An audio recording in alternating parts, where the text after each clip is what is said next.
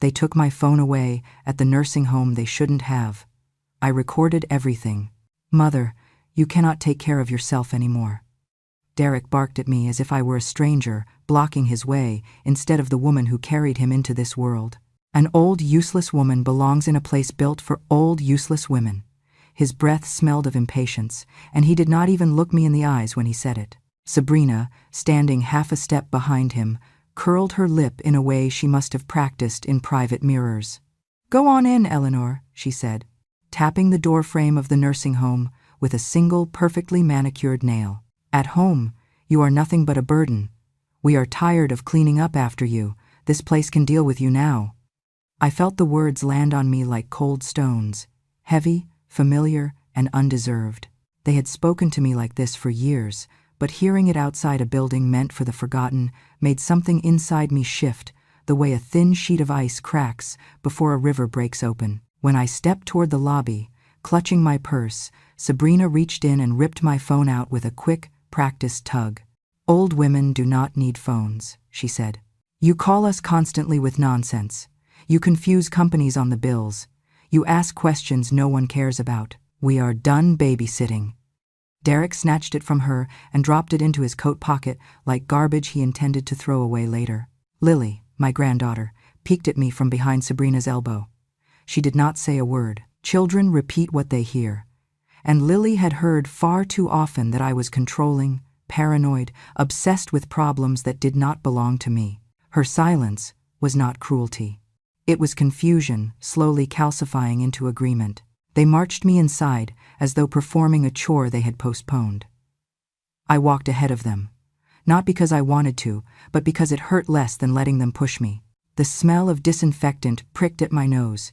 The check-in clerk did not look up as she slid forms across the counter. Derek signed his name quickly, irritated at the speed of the pen, irritated at me breathing behind him. I stood there, feeling my ribs tighten around my lungs. I told myself not to cry. I told myself I had survived worse.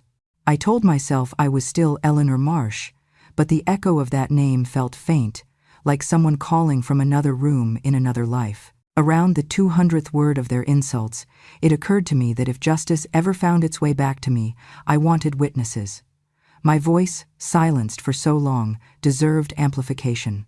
So, to anyone listening now, let me say this clearly. If you feel justice deserves celebration, smash that hype button. Let us keep stories like this alive, echoing far, far away.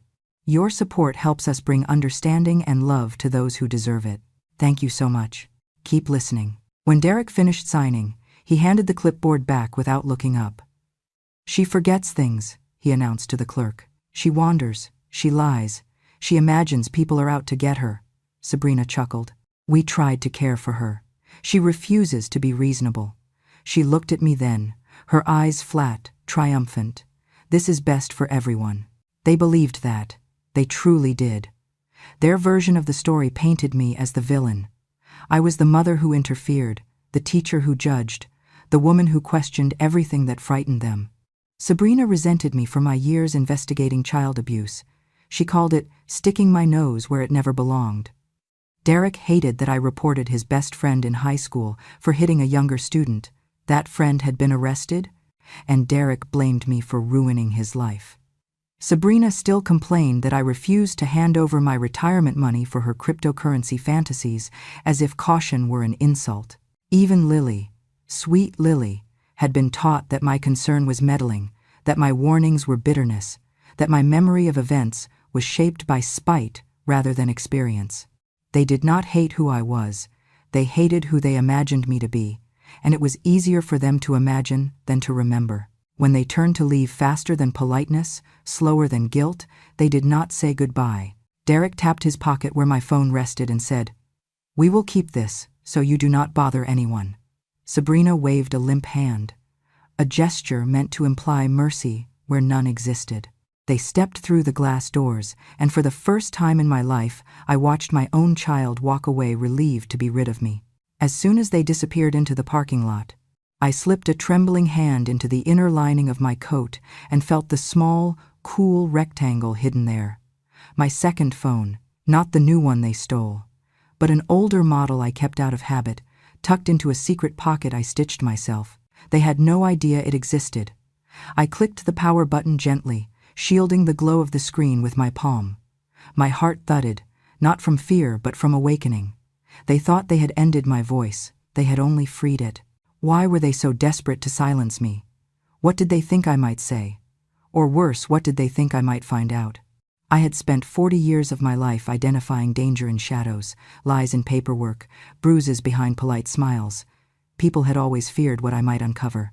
It appeared my own family feared it most of all, and standing in that lobby, clutching the secret phone against my ribs, I felt the old version of myself sharp, observant, unwilling to bow rise again. They did not know it yet, but they had just armed the woman they hoped to bury. People say history gets rewritten by the victors, but in families like mine, it gets rewritten by the loudest, the angriest, the ones who cannot tolerate remembering things as they truly happened.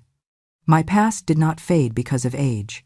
It was deliberately smudged by the people who benefited from pretending I was someone else. I spent 35 years teaching children how to read, how to speak up, how to tell the truth, even when the truth scared adults. But the part of my career that my family hated most was the part I did outside the classroom. My work investigating suspected child abuse, documenting bruises, collecting statements whispered by frightened little mouths, standing between danger and the children who had no one else. It was work I never bragged about, but it left marks on my life, marks that Derek and Sabrina twisted into weapons. When Derek was young, he used to watch me prepare case reports late at night, asking questions about why some parents hurt their own children. I answered him carefully, never graphic, never too much, but always honest. I thought honesty built resilience. Instead, it built resentment. As a teenager, he began calling me the judge, saying I looked at everyone like they were guilty until proven innocent.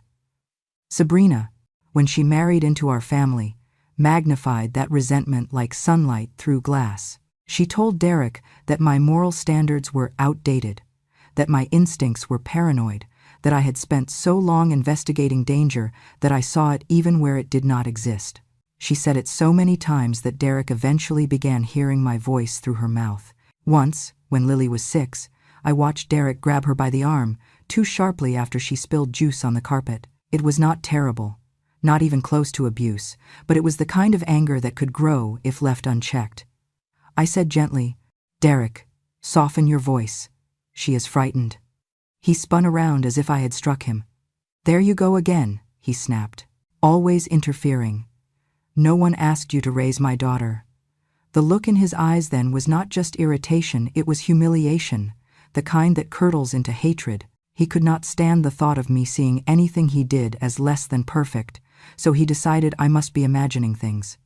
It was easier for him to rewrite the moment than admit he had scared his little girl. My daughter Martha had once been the closest to me. When she was young, she used to say she wanted to grow up and save people the way I did. But somewhere along the way, that admiration calcified into something heavy and sharp. She fell in love with a man who had a long history of drug possession, a man who had lied to her and drained her savings. When I told her gently but firmly that marrying him could destroy her future, she did not argue. She exploded. "You cannot control me forever," she screamed. "You cannot ruin every good thing in my life just because you are afraid." She told everyone I hated him for no reason, that I wanted her miserable, that I meddled because I could not stand to lose authority. None of that was true. I only wanted her safe, but she married him anyway, suffered through 2 years of chaos, and when he finally left her for someone else, she blamed me. Said I cursed her marriage. Said I had poisoned the relationship. She has not spoken to me in 9 years. Every time my children failed, every time their lives tilted off center, they searched for a place to pour the blame, and I became that place. They did not want a mother. They wanted a scapegoat. And Sabrina, with her talent for spinning narratives that excused her own greed, turned my history into a caricature. According to her, I was not a protector, I was a meddler.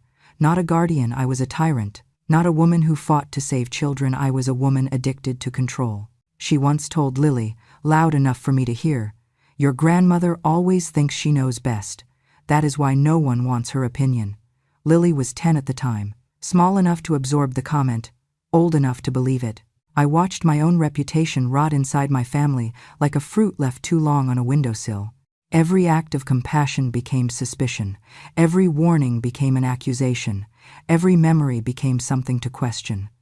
They decided that disagreeing with them made me dangerous, that protecting them meant controlling them, that refusing to fund their bad decisions meant I was stingy, selfish, obsessed with power. I carried these distortions with me into the nursing home like invisible luggage.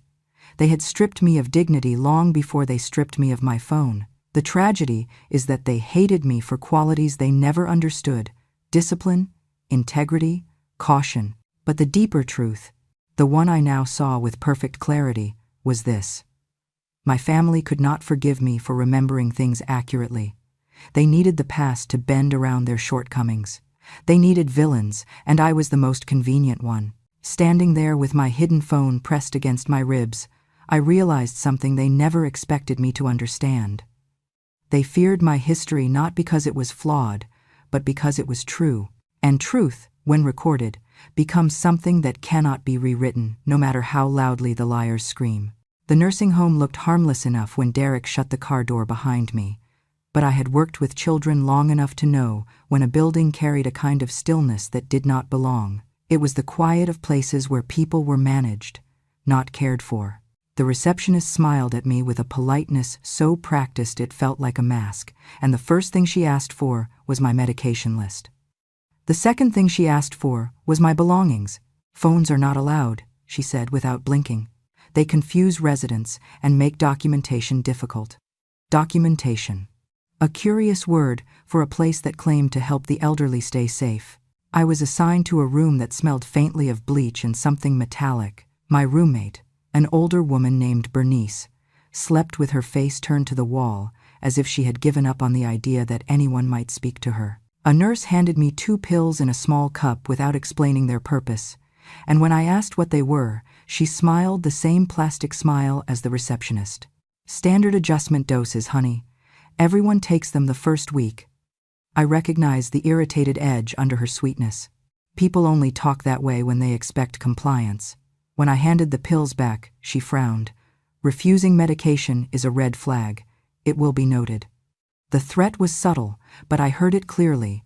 Over the next day, I watched patterns form patterns that reminded me of the institutions where neglected children were hidden away.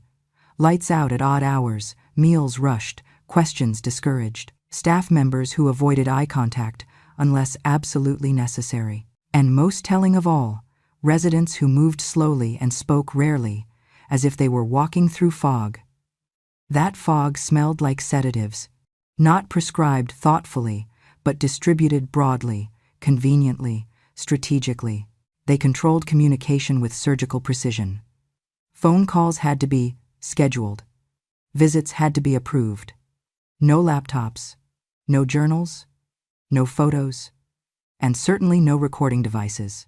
If I had not hidden my second phone deep in the lining of my cardigan, I would have been cut off from the world entirely.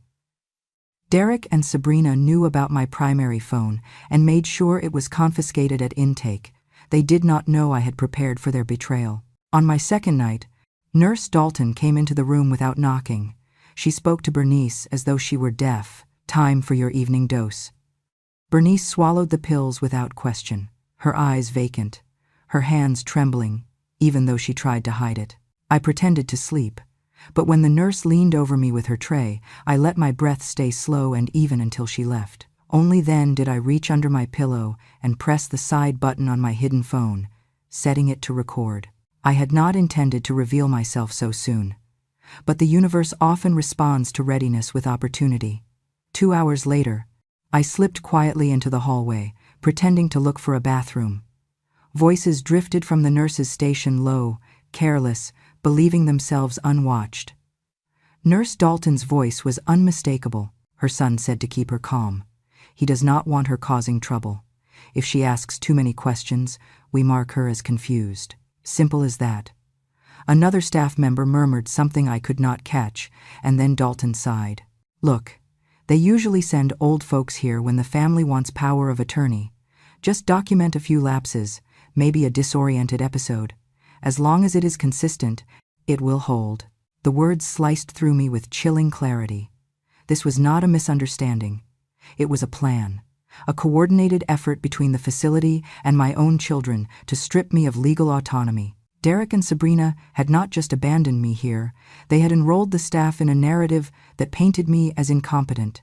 And if the staff complied, the courts would follow. I braced myself against the wall, feeling my pulse thrum in my ears. For a moment I thought of the children I once protected, the ones whose voices were ignored until someone like me believed them. Now I was the one no one wanted to believe. But I was not helpless, not stupid, and certainly not powerless. When I returned to my room, I played back the recording through a pair of tiny earbuds I kept hidden in the hem of my sleeve. Dalton's voice crackled through the speaker, every syllable clear enough to cut glass. It was evidence.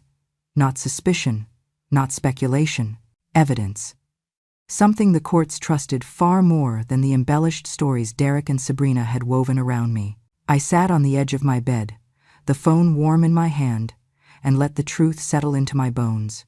My family's goal was not simply to silence me. They wanted control of my accounts, my property, and my future by manufacturing my decline.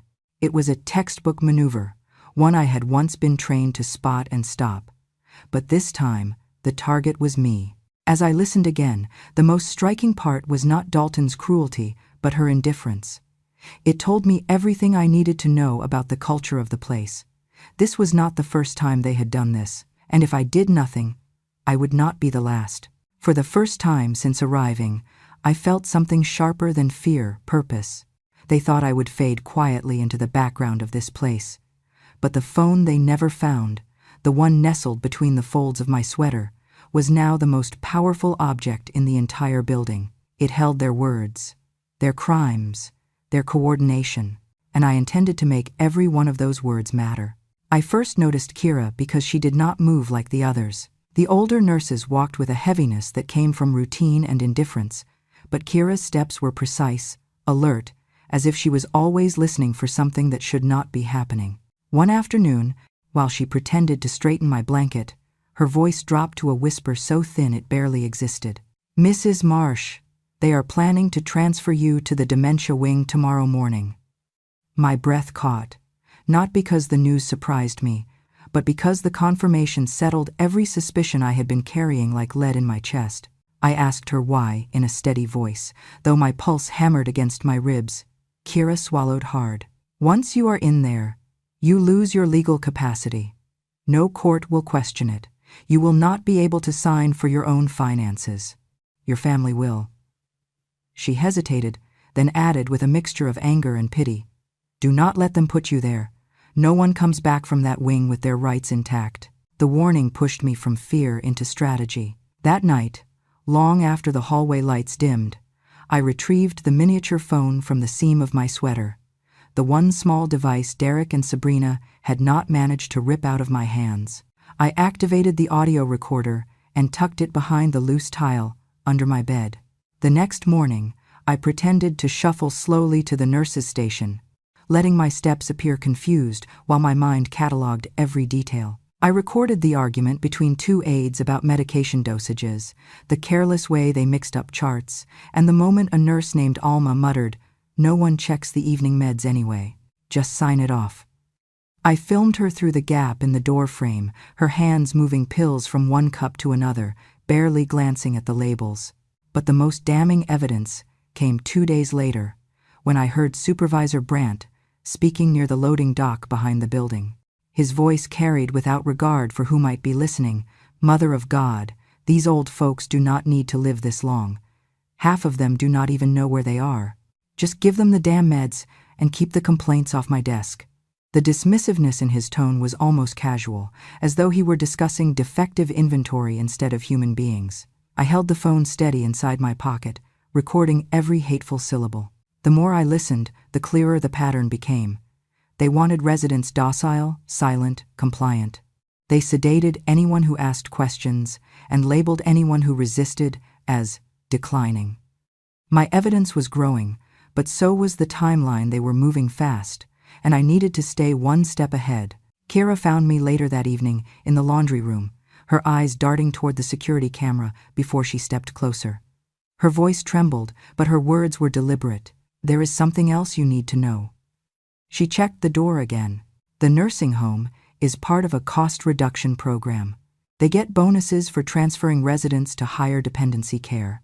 The earlier they can move someone to the dementia wing, the more money they save." I felt the cold edge of recognition slice through me. "And my family?" I asked. Her silence was the answer before she spoke. "Your son signed a consent form for special long-term supervision. It gave him a 40% discount on your monthly fees." She looked at me with something close to grief. "He agreed to it knowing the only way they justify that classification is by declaring you incompetent."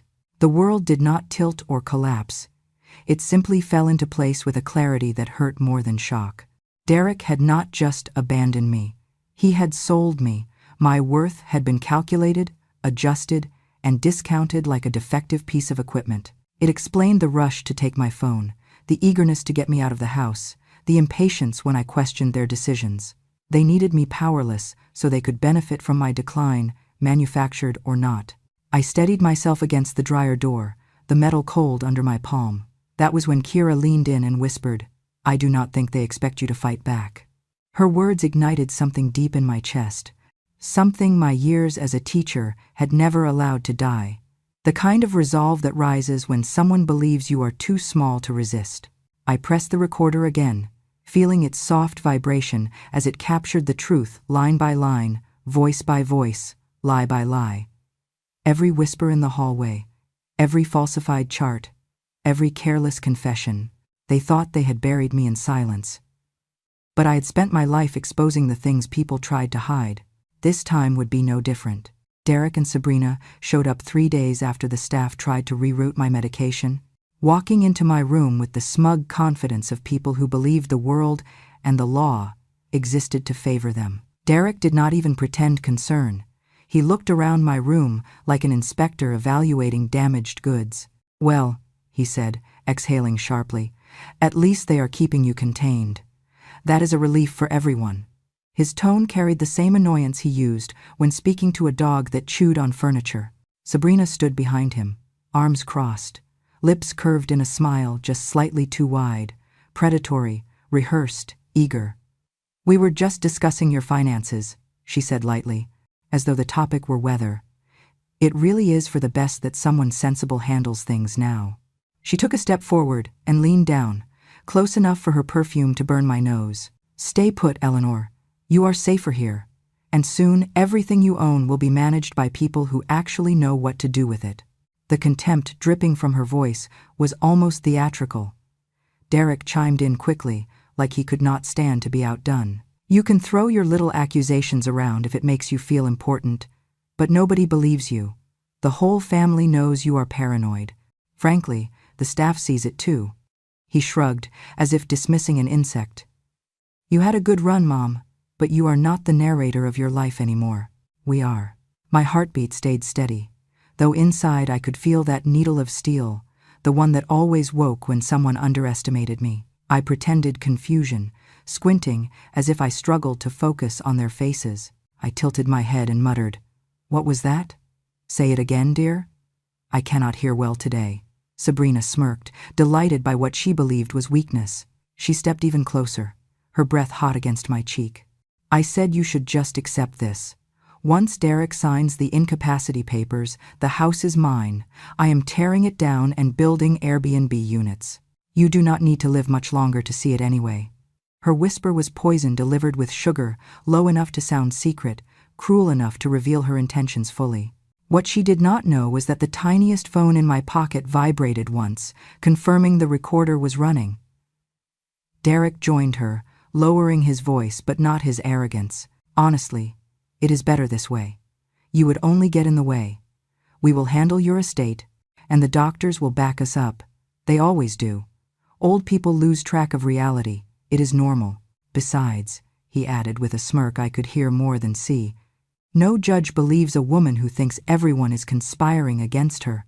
Their words spilled out effortlessly, the way truth often does when evil grows comfortable. They thought I was deaf. They thought I was broken. They thought the world had already declared me irrelevant. I let my face slacken slightly, widening my eyes just enough to sell the performance. "You two are so sweet to visit," I said softly. "I am glad you are handling things." Sabrina patted my shoulder with a mock tenderness that made my skin crawl. "Good girl," she murmured, as if praising a dog for staying still. Derek chuckled. "Finally some sense." He glanced at the door, lowering his voice further. "Once the paperwork goes through, we can move her to the advanced care wing. They do not allow phone calls there at all. She will not be able to bother anyone," Sabrina added, laughing quietly. "She will forget she even had a house. Honestly, she already does." She nudged him playfully. "I told you she would not fight back," Derek replied.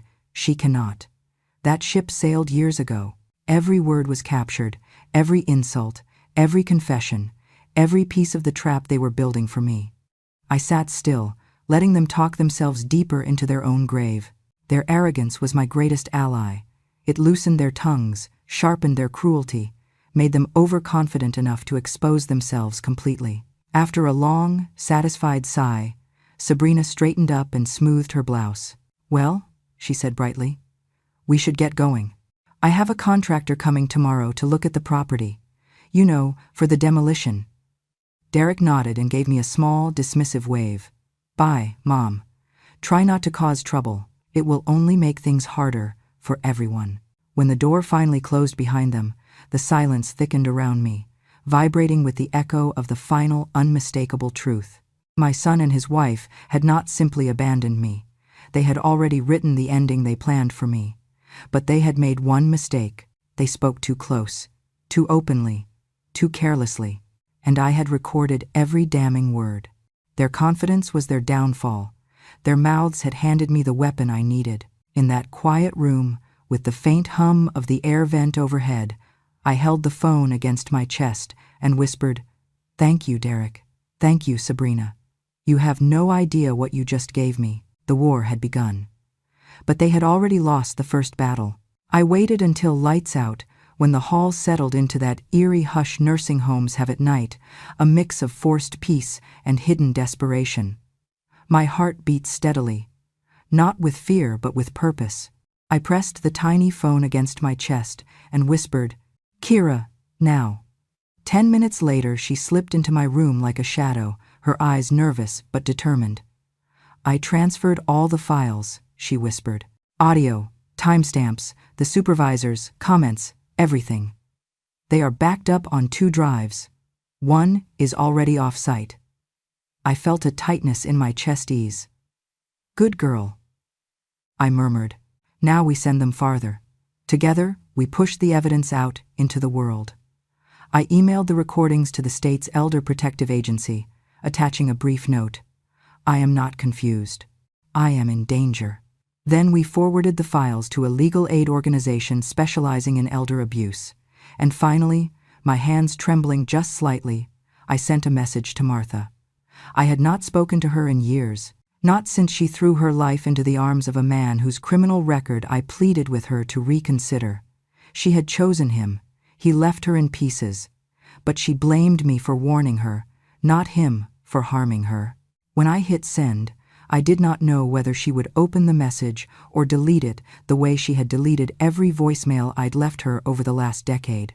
That night, as I lay in the hard twin bed, listening to the hum of the fluorescent hallway lights, I felt something shift inside me, the quiet rage of someone who has been silenced too long, finally learning to roar, not with volume, but with strategy.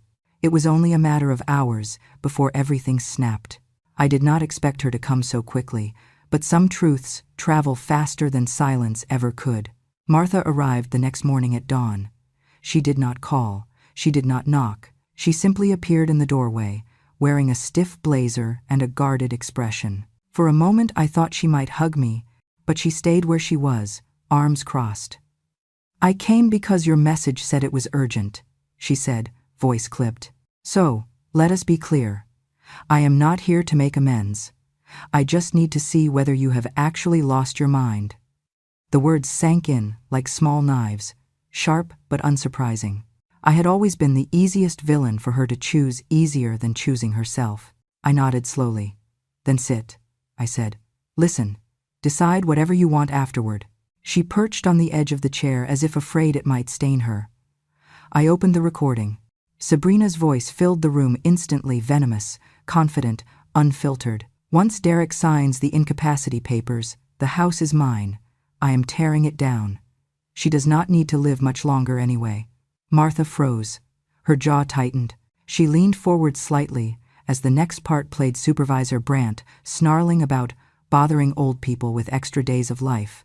Nurse Dalton mentioning Derek's request to label me incompetent. And finally, Derek's own voice dismissing me as irrelevant, useless, and ready to be locked away. When the recording faded into silence, Martha did not speak, not for a long time. She covered her mouth with her hand, as though trying to keep something inside from breaking loose. "They said this?" she whispered, her voice thin and shaking. "They said all of this to you?" I nodded again. Her face went through a dozen stages: confusion, disbelief, dawning, horror, and then something deeper, more painful: recognition. "Mom," she said slowly, "I knew they were selfish, but this?" Her voice cracked. "They want you declared incompetent? They want you drugged? They want you gone?" I waited, letting her reach the end of her own denial. She stood up abruptly and began pacing the small room. "I should have been here," she whispered. "I should have checked on you. I should have known something was wrong." Then she stopped and looked at me in a way she had not looked at me since she was a child, like she needed me, like she remembered who I was before resentment rewrote our history. I thought you were trying to ruin my life," she confessed quietly. "But they are the ones trying to ruin yours." I studied her carefully. "What matters," I said, "is whether you believe me now." She swallowed hard. "I do," she answered. "I believe every word." She sank back into the chair, her face pale but resolute. "And I am going to help you, whatever it costs." It was not a sentimental reunion. It was not forgiveness wrapped in ribbons. It was a battlefield alliance born from the truth finally cutting through years of fog. She took my hand, squeezing it more firmly than I expected. "They have no idea what is coming," she said. For the first time in months, maybe years, I felt something like strength return, not because I suddenly had an army, but because I finally had a witness. Someone who saw what they had tried to bury, someone who would fight beside me. The night had shifted the ground. The trap they built for me was about to collapse beneath them. And as Martha began drafting a legal plan aloud, her voice sharp with fury, I realized something with quiet certainty. They thought they had cornered an old woman, but what they had actually created was a case. And a case is something I have always known how to win.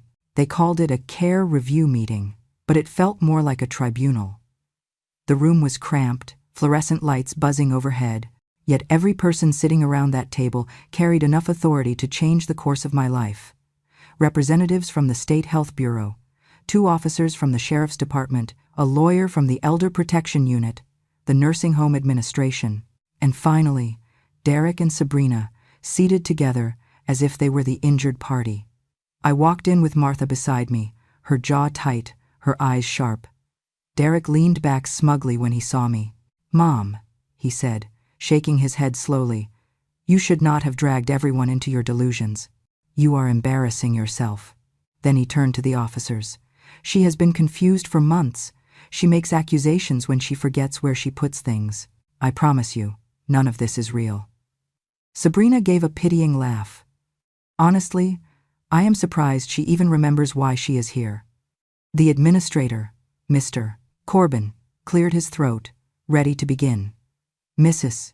Marsh," he said, "there have been serious concerns raised about your cognitive stability and your perception of the care we provide. Today is your chance to clarify." Derek cut in, too eager. "She cannot clarify anything. She does not even know what day it is half the time. She should not be allowed to make her own medical decisions." He looked at me with a grin that had no love in it. "Mom, just admit you made this all up." I set my purse down but did not sit. My hands were steady, my spine straight, my breath calm in a way only truth can grant. "Derek," I said quietly, "are you absolutely sure you want to stand by that statement?" He scoffed loudly. "I am sure you cannot prove anything," Sabrina added. "The only thing she has is her imagination." The elder protection attorney looked at me. "Mrs. Marsh, do you have evidence to present?" I reached into my purse, pulled out the small phone, and placed it in the exact center of the table. Derek's smile twitched. Sabrina blinked, confused. "What is that supposed to be?" she asked. I met her eyes. "Proof," I said. Then I pressed play. Her own voice filled the room first, so unmistakably hers that she paled before the first sentence even finished. Her sneer echoed over the speakers. "Once Derek signs the incapacity papers, the house is mine. I am tearing it down. She does not need to live much longer anyway." Derek shot upright in his chair. "That is out of context," he barked, but the recording continued mercilessly, piling their own words on top of them like dirt on a grave. Derek's voice next, cold, dismissive, dripping with contempt. "She is basically dead weight. The sooner she is declared incompetent, the sooner we can move on." Then Nurse Dalton's voice joined the chorus, confirming their arrangement. Her son said not to let her cause trouble. "Just mark her as confused. It will keep things simple." And then the worst of them all, Supervisor Brandt, bragging without shame. "These old folks do not need all these meds. A little extra keeps things quiet and cuts costs." The room went utterly still. Sabrina's chair scraped backward as she stood, shaking. That is fake, she edited that," she shouted. One of the officers shut her down immediately. "Ma'am, sit down, now." Derek was sweating, his bravado leaking out of him like air from a punctured tire. "She must have tricked us," he stammered. "She is manipulative. She has always—" The elder protection attorney raised a hand. "Mr. Marsh, the audio contains clear timestamps, ambient background consistency, and identifiable speaker verification. Unless you can provide evidence of tampering, this stands as authentic." Sabrina sank back into her chair. Mr. Corbin, the administrator, looked as if someone had knocked the wind out of him. "Supervisor Brandt," he said slowly, "you are suspended effective immediately pending investigation." Brandt's jaw dropped. "What? You believe her over your own staff?" The officer beside him answered, "We believe the recording that includes your exact voice encouraging medical neglect." He reached for his cuffs. "Stand up, sir." Then the attention turned back to Derek. "Mr. Marsh," the attorney said, "your statements constitute evidence of coercion, intent to defraud, and elder endangerment." Derek's mouth trembled. "I did not mean it. She is exaggerating. She provoked us." The officer stepped forward. "Sir, you are not under arrest at this time, but you will be charged and barred from acting as your mother's guardian." Sabrina's fate came harsher. The attorney tapped the table. "Mrs. Marsh, your statements clearly outline premeditated financial exploitation. You will be taken into custody for processing." Sabrina's breath hitched, and for the first time in her life, she looked afraid. Truly afraid. "Derek," she whispered, "do something." But Derek could barely lift his head. And then something unexpected happened. Lily, who had been waiting outside with a staff member, must have heard the shouting. She burst into the room, saw the officers, saw her mother crying, saw her father shaking, and then saw me small, silent, and steady. Her eyes filled instantly. She ran past them, past their outstretched hands, and threw her arms around me so tightly I felt her heartbeat shaking through her ribs. "Nana," she cried, "I am so sorry. I did not know. I did not know." I held her close, smoothing her hair, feeling the tremors of a child who finally saw truth for the first time. "It is not your fault," I whispered. "None of this is yours to carry." The officers escorted Sabrina out in handcuffs. Derek was ordered to remain seated for further questioning. The administrators were informed that the facility would undergo a full state investigation, and as all of it unfolded around me, the consequences, the humiliation, the unraveling of their lies, I felt no triumph, only a steady, righteous calm. Justice was not loud. Justice was precise, and it had arrived right on time. The morning after the confrontation, they moved me out of that place before sunrise. They did not even try to hide the urgency. 2 state officials escorted me to the car themselves, apologizing again and again for what I had endured. I did not need their apologies, but I accepted their sincerity.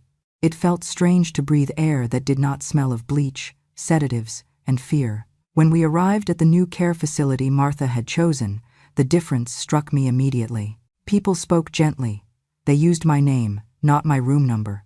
They asked what I wanted instead of telling me what I would get. For the first time in months, my shoulders loosened. Martha handled the paperwork with a steadiness I had not seen in her since she was a teenager. When she finally came into my room, she looked at me as if truly seeing me for the first time in years. "Mom," she said quietly, "I do not know how you survived what they tried to do to you." I gave her a small smile. "I survived worse, you just did not know." She sat down beside me, folding her hands in her lap. "I am going to testify," she said. "I will not let them twist your story again." There was a strength in her voice that made something inside me unclench. For so long I believed I had lost her forever. Maybe I had not. Maybe truth had a way of repairing what time and resentment nearly destroyed. Within a week, investigators came to interview me. They were meticulous, patient. They reviewed every recording, every timestamp, every whispered threat Sabrina thought would disappear into the air. The younger officer looked horrified when he heard Dalton recommending that I be marked as confused for convenience. The elder abuse attorney shook her head when Brant's voice bragged about drugging residents to cut costs. They told me this case would set a precedent. I told them I wanted only one thing: protection, not revenge. But justice has a way of multiplying. The nursing homes board suspended 3 supervisors. State audits began immediately. Families of other residents started calling the hotline, finally brave enough to say they suspected neglect too. And because Derek and Sabrina's voices were unmistakable on my recordings, their legal consequences came swiftly. I did not attend the hearing, but Martha told me Sabrina cried hysterically when the charges were read. Derek tried to blame her, then tried to blame stress, then tried to blame me. None of it worked. They had built their own trap, word by word. Meanwhile, Lily visited me every Saturday without fail. The first time she walked in, she held a drawing of me, not the frail woman they wanted people to believe I was, but me standing strong with a phone held high like a lantern. "You are brave, Nana," she whispered. My throat tightened. Children see truth more clearly than adults ever do. I hugged her and told her I hoped she would never fear her own voice. Life at the new facility settled into something gentle. I planted herbs on the balcony. I joined a book circle. I began helping staff create a training module on recognizing subtle signs of elder coercion. They said my story would help protect others whose families tried to silence them. That thought anchored me, more firmly than any apology ever could. Martha dropped by often. Sometimes we talked about the investigation. Sometimes we talked about ordinary things like recipes or weather or memories of her childhood. Once she said, "I used to think you tried to control everything. Now I realize you were the only one trying to prevent disaster." I answered, "It is not too late for us." She reached for my hand without hesitation. "I know." Weeks later, I testified in the official inquiry. My voice did not shake. Not once. I described exactly what they took from me: my phone, my independence, my dignity, and exactly how I took it back. When I finished, one of the board members said softly, "Mrs. Marsh, you have done a great service." I nodded, but inside I felt something more profound: closure. Now I sit by the window of my new room, watching the light change across the floor. I am not afraid. I am not silenced. I am not alone. My family, at least the part that matters, knows the truth. The rest can live with the consequences they earned. People often think taking a phone from an old woman is a small thing. They are wrong. A phone is a voice, a witness, a shield. And so I end my story with the truth that carried me through every dark hallway and every whispered threat. They took the phone from my hand, believing they had taken my voice with it. But it was that voice, quiet, steady, and recorded in the dark, that buried their cruelty once and for all. And that, my dear listener, is the story of how one quiet old woman refused to disappear, refused to be rewritten, refused to let cruelty win. If you have stayed with me until now, then you already know something important. Strength does not always roar. Sometimes it whispers. Sometimes it hides in a pocket-sized phone. Sometimes it rises only when the world pushes it down too hard, but it rises. If my story touched you, or reminded you of someone who deserves to be heard, then come sit with me again next time. I still have many stories, some painful, some healing, all true. Your company means more than you know. And before you go, sweetheart, make sure you subscribe to Grandma True Stories. Your support keeps these memories alive, keeps justice echoing, and keeps this old heart warm. I will be waiting for you.